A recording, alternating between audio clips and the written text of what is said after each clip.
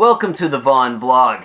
I am continuing my thrilling recap series of Falling Skies on TNT. This time, I'm looking at Sanctuary Part 2, the 7th episode of the first season. Now, why am I doing this? TNT continues to send me stuff. Can you believe that? At the end of the last episode, a kid gets, tasered by the Skidders and taken off. And that kid is Eli. I've got a little picture of him over here. A faded one. Maybe his parents were passing this out. I don't know. It came in my mailbox. It says looking for him. He's got a red jacket and a Blue Hill Sky Area backpack. He's 9 years old, 4'2", and 63 pounds. Yeah, he can definitely fend on his own. Maybe I'm LARPing here.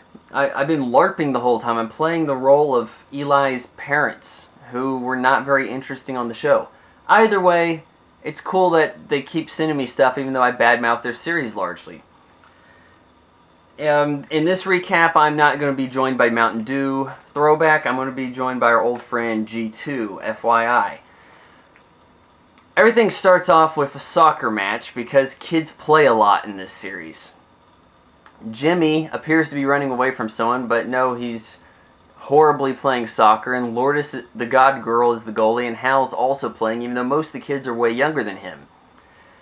They see a few guards go off and not really return, but they're not thinking very much about this. And 1 minute in, we already find out that Hal is the new fragrance from Calvin Klein. Yet again, girls are flocking to this guy. This time it's some chick who is already on the reservation, or whatever you want to call this place that the Pied Piper took our main boys and stuff. And he's kind of like, da-da-da-da, I don't have anything interesting to say, what have you. Meanwhile, we learn that Pope, well, he'd been aboard with these guys. He led them to second mass. He gave them the information on where there'd be a bunch of kids, and they'd captured him, and they showed this actually at the end of the previous episode. And now he's freed himself, and he's done this in the Arnold Schwarzenegger True Lies way, where he's like, yeah, your cuffs, I picked them. Well, he's like, yeah, well, there's some broken glass. Ah, ching.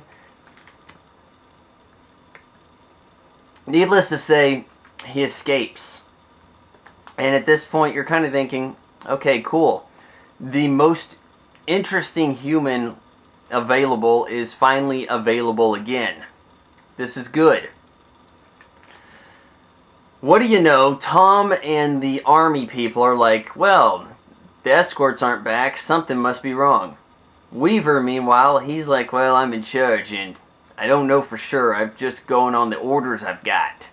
And I'm like, yeah, okay. Which is what everybody else in the audience is thinking.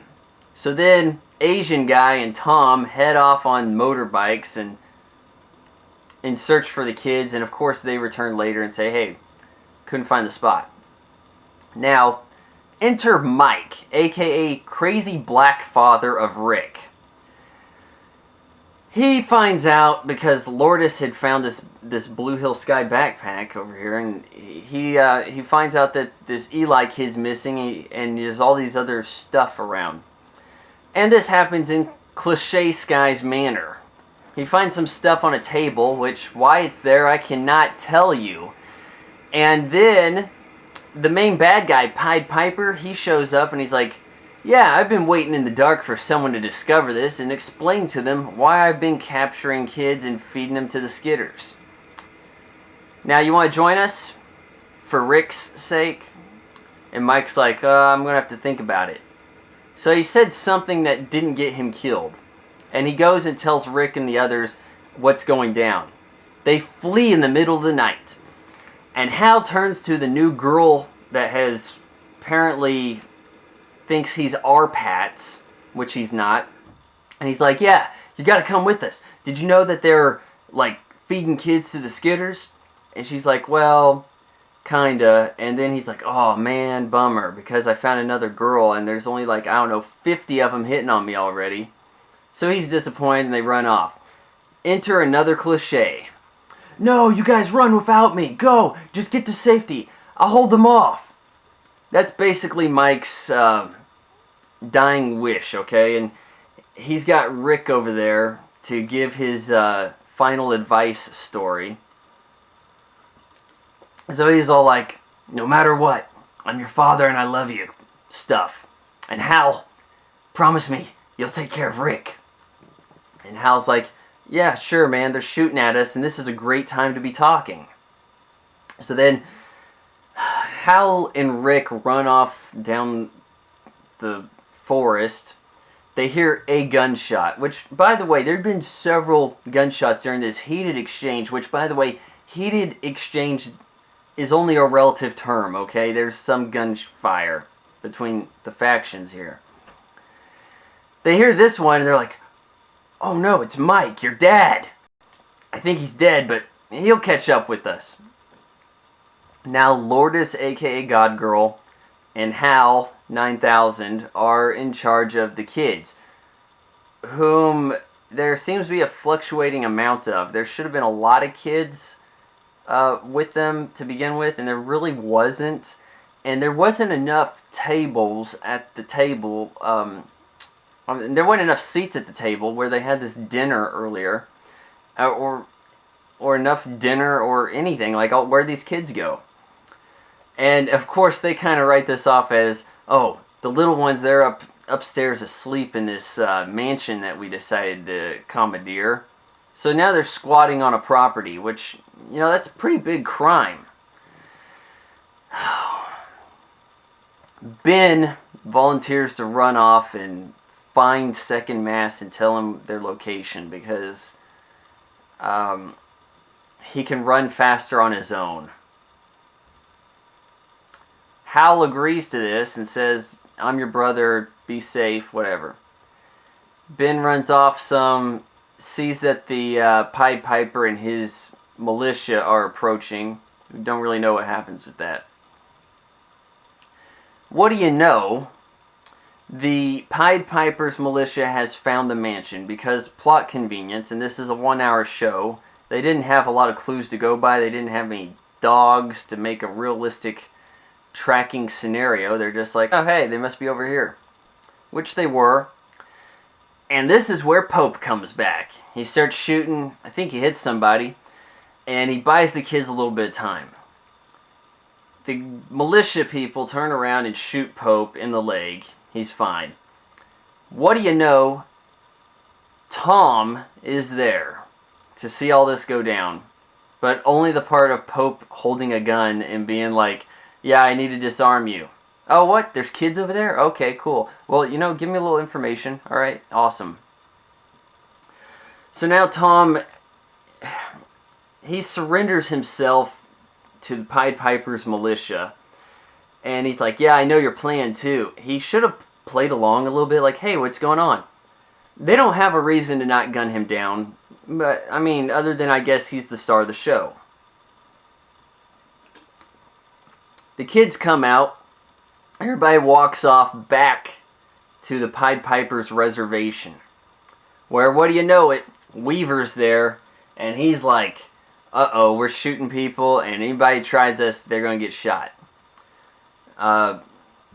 You know, I guess it's good that Ben brought them back instead of ratting them out to the Skitters.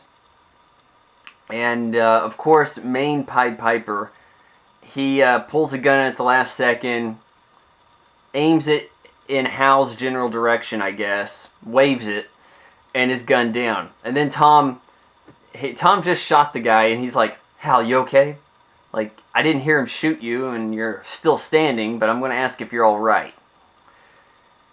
That's pretty much how Falling Skies works, people. The rest of the episode is a chick giving birth. This pregnant chick from earlier whom the tough girl character has just really been fond of.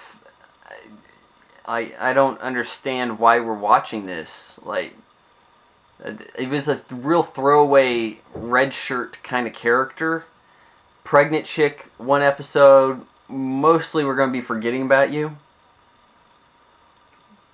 And I just don't understand why this was a big deal. I guess she's still pregnant and she has to have a kid somehow. but we don't care. Like, that's not the sci-fi element. Like, well, man, I don't know. How are they going to do this childbirth in this sci-fi environment?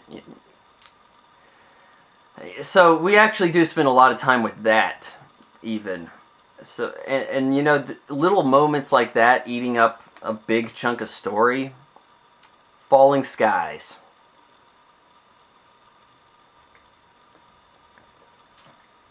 There's 2 episodes left. The show finds more cliches as it goes along. What you would think they'd be out of them by now, but somehow they're not. So I do have to give the writing a little bit of praise for that. I guess we'll find out what kind of item they give me next week, and I'll show it off and tell you about the show. I am going to eventually fix this mic situation. I know you can't hear me very well. I'm ordering a good mic. It's on its way. It should be here by next recap. And I am going to apologize, though. In person, I never apologize for anything. I didn't review Captain America, and I was in the hospital visiting somebody for like a week. I gained 6 pounds, mostly on Trolley Bright Crawler. So I got to work that off. I'll see you guys soon. Just chill. I'm going to get the equipment all set up better. My apologies. If you're still watching Falling Skies, tell me what you think about it. And be sure to RT the tweets I put up on Twitter, because if I get to be #1, I get the walk-on role on the show. I'm going to use that opportunity to teach them how to make a TV show. See you guys later.